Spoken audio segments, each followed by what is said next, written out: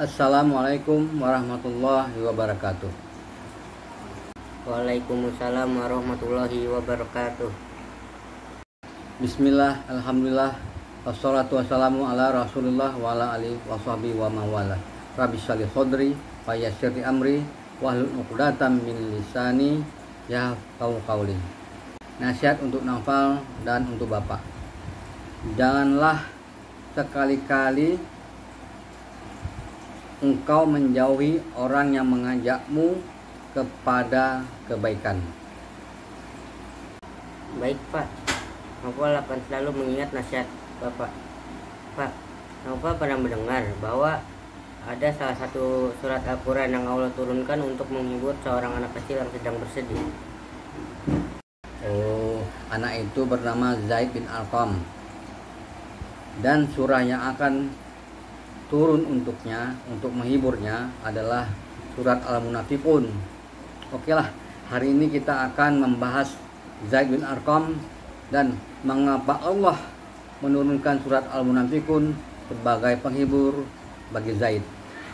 Sebelum itu, Bapak ingin memberitahukan terlebih dahulu tentang keadaan kota Madinah sebelum Islam masuk ke Madinah. Pertanyaan, apakah nama kota Madinah sebelum Islam? Yasrib. Betul, Yasrib adalah nama kota Madinah sebelum Islam masuk ke sana. Kota Yasrib dihuni oleh beberapa suku. Dua suku terbesarnya adalah Bani Khazraj dan Bani Aus. Kedua suku ini saling berperang selama ratusan tahun. Kadang-kadang berperang, kadang-kadang damai kembali. Demikian seterusnya. Demikianlah kondisi kota Yasrib sebelum Islam sampai kepada mereka. Sekarang Bapak ingin menceritakan seorang tokoh penting yang nanti akan ada sangkut pautnya dengan Zaid bin Arqam.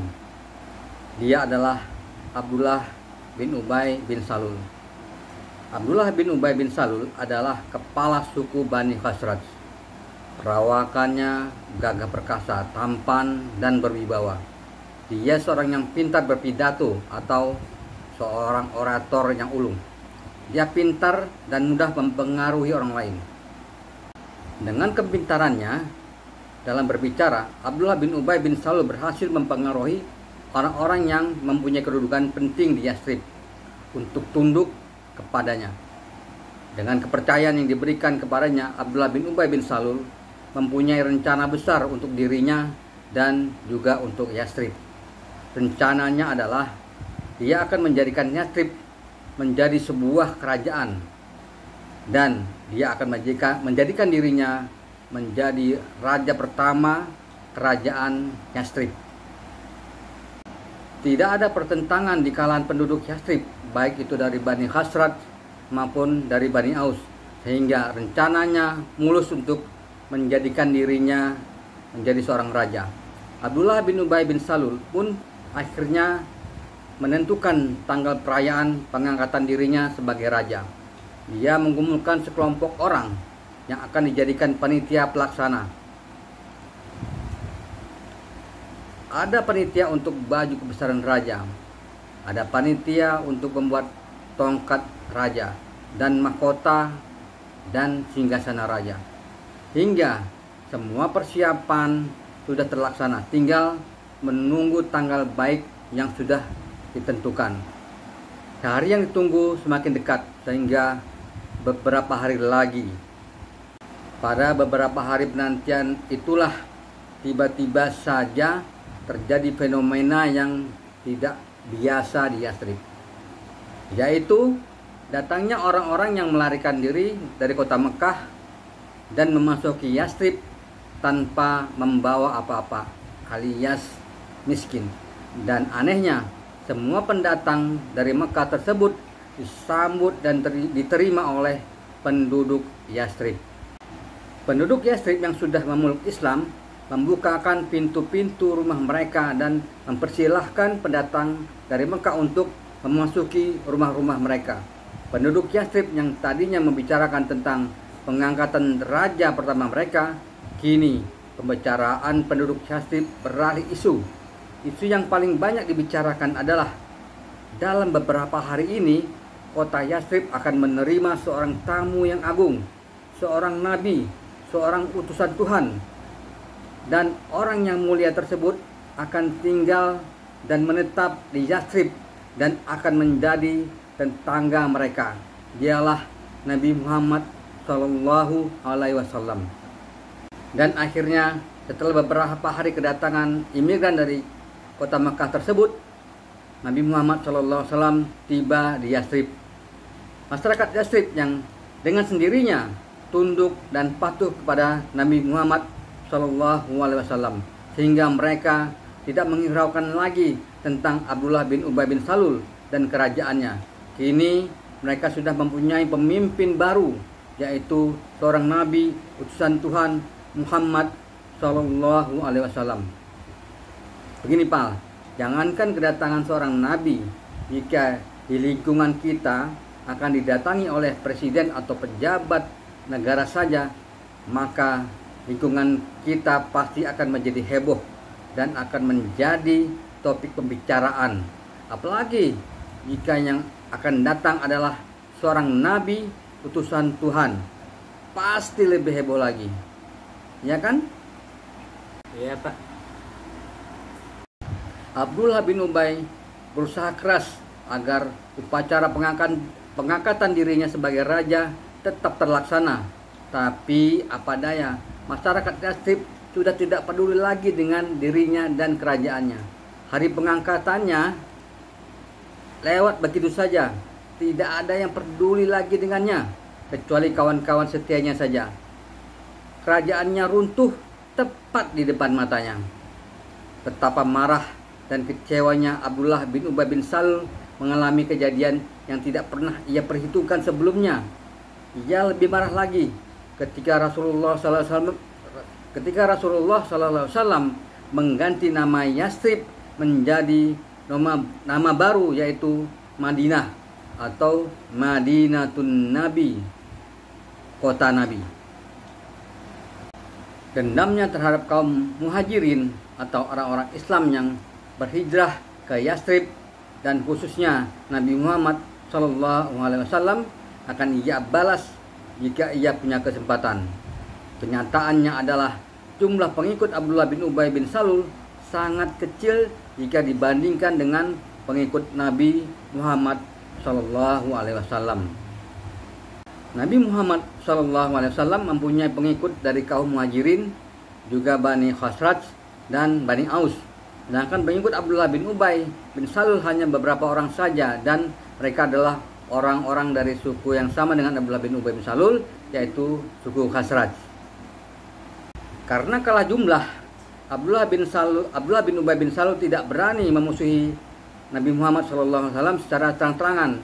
Bahkan ia dan pengikutnya ikut masuk ke dalam Islam tetapi berpura-pura beriman. Itulah kenapa mereka disebut dengan kaum munafik. Di hadapan Rasulullah SAW mereka pura-pura berbuat baik, dan jika di belakang Rasulullah SAW mereka selalu menjelek-jelekan Rasulullah SAW dan kaum muhajirin. Itulah gambaran tentang Abdullah bin Ubay bin Salul. Sekarang Bapak akan menceritakan tentang Zaid bin Arqam. Sebelum itu, Bapak ingin bertanya dulu. Ada dua suku besar yang tinggal di Yathrib. Suku apakah itu? Bani Khazraj dan Bani Aus. Suku apakah Abdullah bin Ubay bin Salul? Bani Khazraj. Benar. Zaid bin Arqam, ketika kisah ini terjadi, ia berusia 9 tahun. Zaid adalah keturunan dari Bani Khazraj, suku yang sama dengan Abdullah bin Ubay bin Salul. Keluarga Zaid adalah pembela Islam dan lebih mementingkan Islam daripada sukunya sendiri. Zaid sejak kecil sudah mempunyai cita-cita untuk menjadi tentara yang membela kaum muslimin. Kegemarannya Zaid dalam berperang sudah ia tunjukkan sejak ia masih sangat kecil. Ia sering bermain perang-perangan dengan teman sebayanya. Kadang-kadang ia bermain sendiri sambil memegang pedang kayu yang kecil berlari ke sana kemari seakan-akan sedang berperang. Nanti beberapa tahun kemudian, beberapa tahun setelah kisah ini terjadi, ketika itu usia Zaid bin Arqam memasuki masa remaja, usia yang belum diizinkan untuk ikut berperang. Zaid bin Arqam pernah mencoba untuk ikut dalam pasukan kaum muslimin dan bersiap hendak berperang. Akan tetapi keberadaannya di tengah-tengah pasukan diketahui oleh Rasulullah Shallallahu Alaihi Wasallam, dan Zaid pun diperintahkan untuk keluar dari pasukan dan disuruh kembali ke rumah karena usianya masih belum cukup untuk ikut berperang. Nah, itu tadi adalah sosok Zaid bin Arqam. Sekarang kita memasuki inti cerita. Setelah kaum muslimin kalah di perang Uhud, ada satu suku yang akan mengambil keuntungan dari porak-porandanya pasukan kaum muslimin. Mereka adalah kaum Bani Mustaliq.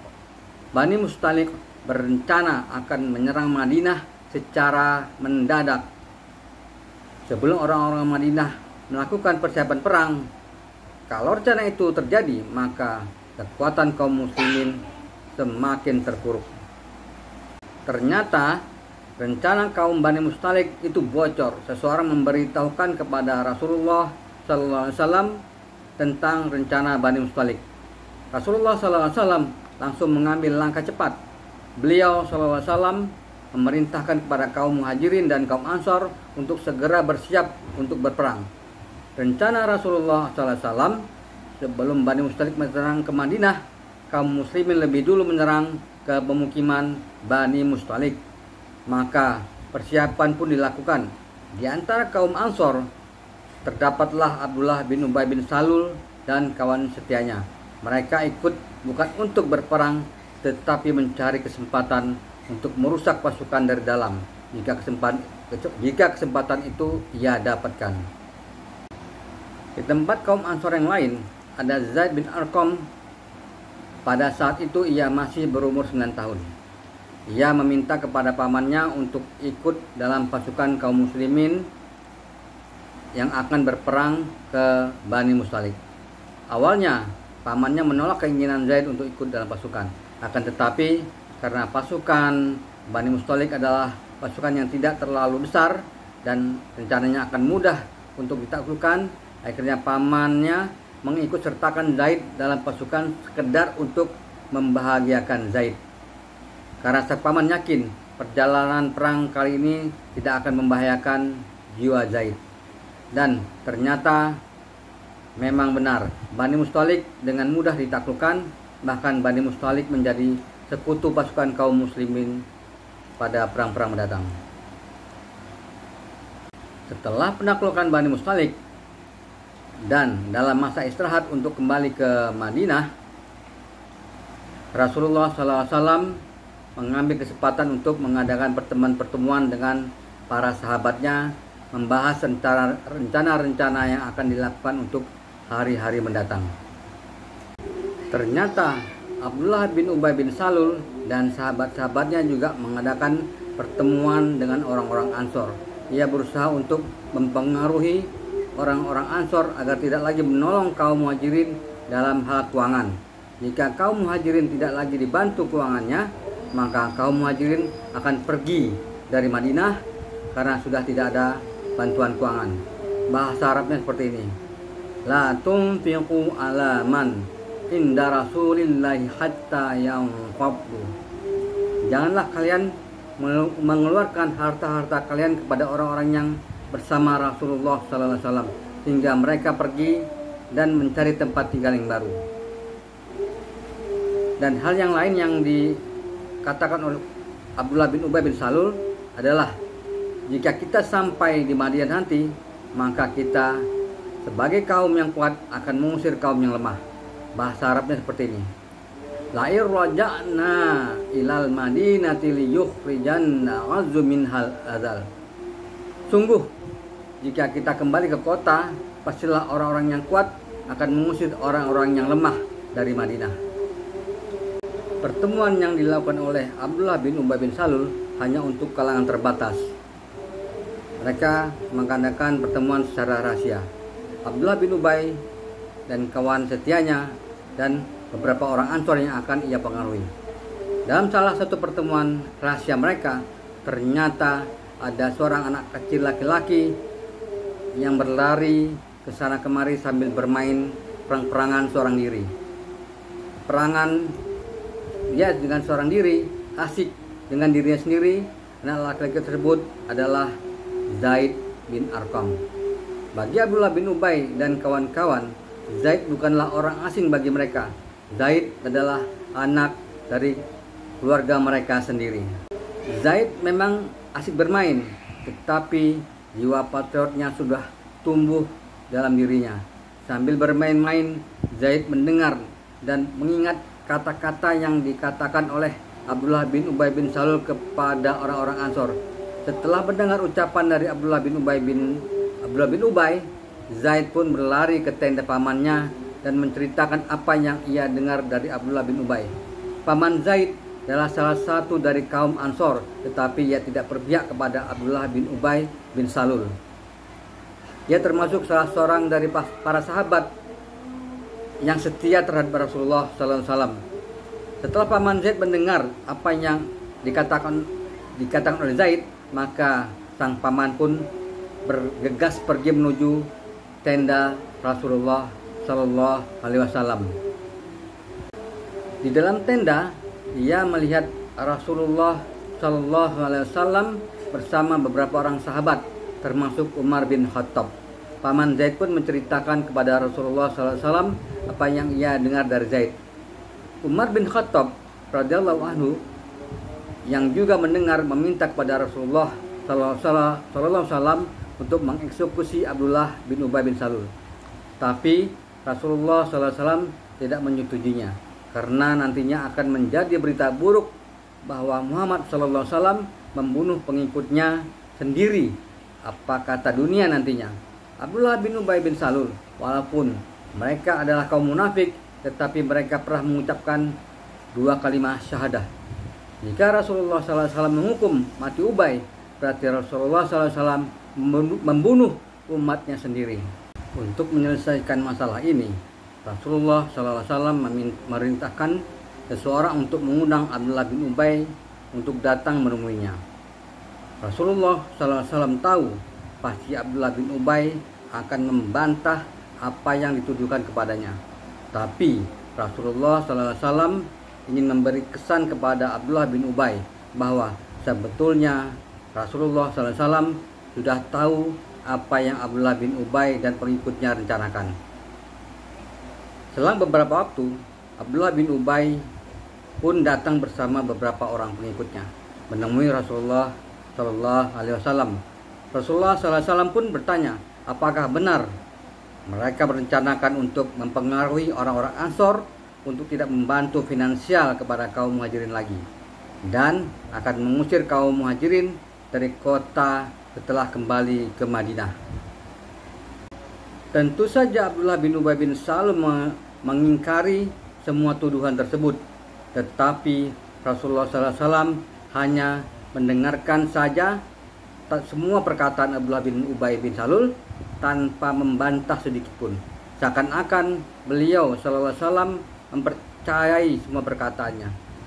Setelah puas berbicara, Abdullah bin Ubay bin Salul pun memohon untuk kembali ke tendanya. Mereka pergi keluar tenda dengan rasa percaya diri. Tanpa sepengetahuan semua orang, ternyata Zaid bin Arqam juga ikut menyaksikan secara diam-diam pertemuan antara Rasulullah SAW dan Abdullah bin Ubay. Ia mendengar semua perkataan Abdullah bin Ubay kepada Rasulullah SAW. Ia mengetahui bahwa Abdullah bin Ubay menyangkal tuduhannya dan menyebut bahwa kesaksiannya itu adalah fitnah belaka, dan Rasulullah SAW mempercayainya. Melihat kejadian tersebut, Zaid pun kecewa kepada dirinya sendiri dan menjadi bersedih hati. Ia pun berkata kepada dirinya sendiri, "Fasadaqahu Rasulullah SAW wa Bazzabani. Rasulullah SAW adalah orang yang selalu benar dan akulah yang berdusta. Zaid sangat bersedih karena Rasulullah SAW tidak mempercayai perkataannya. Belum pernah Zaid bersedih seperti ini sebelumnya. Kemudian ia pun kembali ke tenda pamannya dan berdiam diri di sana. Kesedihan Zaid tidak diketahui oleh Rasulullah SAW hingga beberapa waktu kemudian Rasulullah SAW menerima kedatangan Jibril alaihissalam. Jibril alaihissalam menyampaikan wahyu berupa surah Al-Munafiqun dan juga menceritakan tentang kesedihan Zaid. Surat Al-Munafiqun adalah surat yang ke-67, terdiri dari 11 ayat. Setelah mendengar hal tentang Zaid dari Jibril alaihissalam dan setelah Jibril alaihissalam pergi, Rasulullah SAW memerintahkan seseorang untuk memanggil Zaid bin Arqam. Zaid pun datang. Kemudian Rasulullah SAW menyuruh Zaid untuk duduk di sisinya dan berkata, "Laqad sadaqa Allah." Artinya, sesungguhnya Allah membuktikan bahwa engkau adalah yang benar.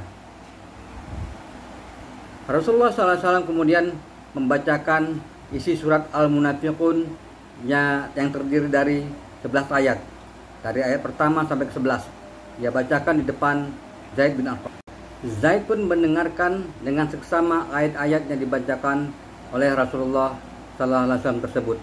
Setelah Zaid mendengar isi surat Al-Munafiqun secara keseluruhan, hati Zaid berubah menjadi gembira dan sukacita. Bahwa di ayat yang ke-7 dan ke-8 terdapat kalimat-kalimat yang ia sampaikan kepada pamannya. Ini bunyi ayat ke-7. A'udzubillahi minasyaitonir rajim.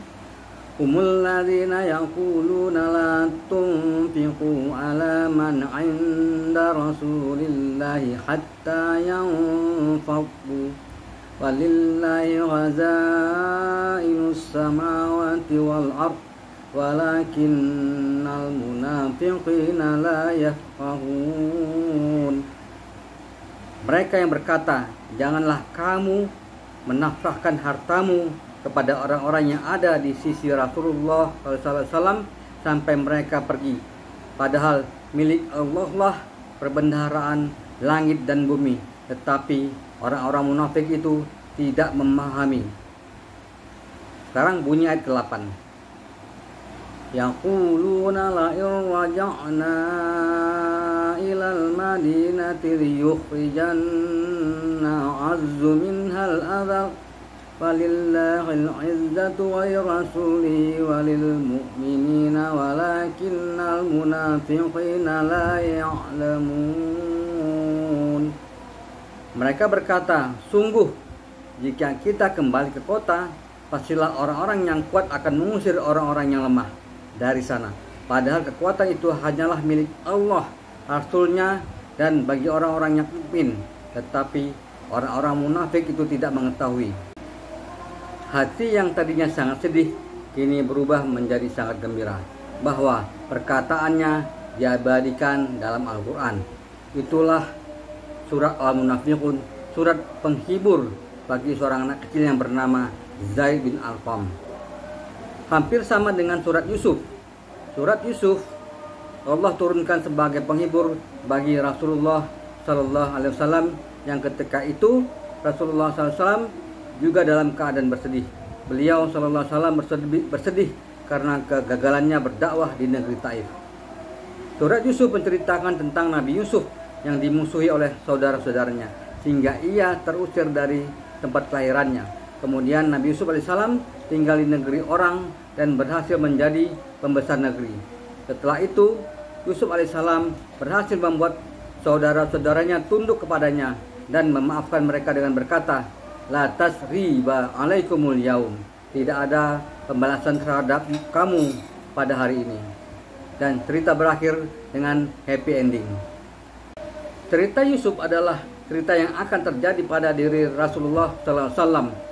Tidak lama setelah menerima wahyu surat Yusuf, Rasulullah SAW meninggalkan tempat kelahirannya dan hijrah ke Yathrib dan menjadi pembesar kaum muslimin di sana. Setelah mempunyai pasukan yang kuat, Rasulullah SAW kembali ke Mekah dan berhasil menaklukkan penduduk Mekah dan memaafkan mereka dengan berkata, la tasriba alaikumul yaum. Tidak ada pembalasan terhadapmu pada hari ini. Sekian dulu pembahasan kita tentang surat Al-Munafiqun dan kisah Zaid bin Arqam. Besok kita bahas lagi dengan materi yang lain. Semoga Naufal bisa mengambil pelajaran dari pembahasan ini. Wallahu a'lam bishawab. Subhanakallahumma wa bihamdik, asyhadu an la ilaha illa anta, astaghfiruka wa atubu ilaik. Assalamualaikum warahmatullahi wabarakatuh. Waalaikumsalam warahmatullahi wabarakatuh.